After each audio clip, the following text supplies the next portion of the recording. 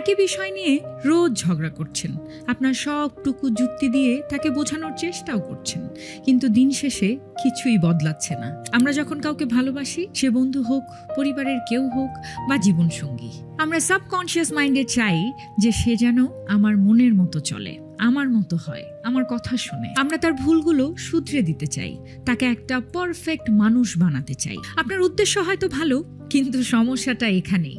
আপনি একটা জিনিস ভুলে যাচ্ছেন, সেটা হলো কাউকে জোর করে কোনো দিন বদলানো যায় না। মানুষ তখনই বদলায় যখন সে নিজে ভেতর থেকে তা চায়। কাউকে পরিবর্তন করার এই অন্তহীন চেষ্টায় দিন শেষে অপর দিকের মানুষটা বিরক্ত হয়, দূরে চলে যায়, আর আপনি পান কেবল মানসিক ক্লান্তি আর হতাশা। আজ থেকে একটু চেষ্টা করুন, মানুষের ভুল ত্রুটিগুলোকে ইগনোর করুন, কিন্তু যদি তার আচরণ আপনার আত্মসম্মানে আঘাত করে, তবে তাকে পরিবর্তন করার চেষ্টা না করে নিজেকে তার থেকে দূরে সরিয়ে নিন। নিজের শান্তির জন্য অন্য কারো উপর নির্ভর করে থাকবেন না কখনো, এটা ভুল জিনিস এবং ভুল চাওয়া। কাউকে কখনো পরিবর্তন করা যায় না। এখন বলুন তো, আপনিও কি ইদানিং কাউকে জোর করে বদলানোর চেষ্টা করছেন বা চেষ্টা করতে গিয়ে ক্লান্ত হয়ে পড়েছেন? কমেন্টে জানাতে পারেন হ্যাঁ অথবা না লিখে। আমি পিঙ্কি ছেত্রী।